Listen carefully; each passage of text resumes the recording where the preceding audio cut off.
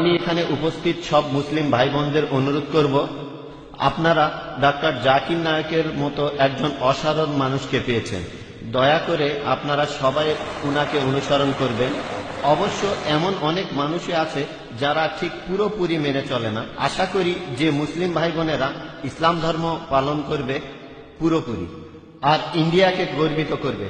ধন্যবাদ। আপনাকে ধন্যবাদ। আমি অনুরোধ করব মুসলিমদের সবাইকে অনুসরণ করবেন নবীজি মোহাম্মদ সাল্লাল্লাহু আলাইহি সাল্লামকে আর সর্বশেষ আসমানি কিতাব এই পবিত্র কোরআনকে। এখানে ভাই আপনি বললেন যে মুসলিমদের উচিত আমাকে অনুসরণ করা। আমি অনুরোধ করব তখনই আমাকে অনুসরণ করবেন যখন আমি কোরআন আর সহিহ হাদিস অনুসরণ করব।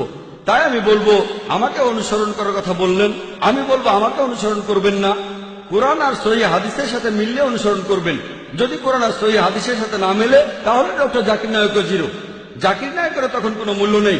আমি যা বলছি সেটা যদি চূড়ান্ত আসমানি কিতাব পবিত্র কোরআনের সাথে মেলে আর শেষ নবী মুহাম্মদ সাল্লাল্লাহু আলাইহি সাল্লামের কথার সাথে মেলে তাহলে অনুসরণ করবেন। আমি অনুরোধ করব আমার কথার সাথে কোরআন আর হাদিসের মিল থাকলে তবে অনুসরণ করবেন। What I say in Islam is zero. Correct? If I have to prove anything, I have to give proof from the Quran and the Sahih Hadith. What Dr. Zakir Naik says in Islam is zero, irrespective whether I come from Saudi Arabia or Egypt or Malaysia or India.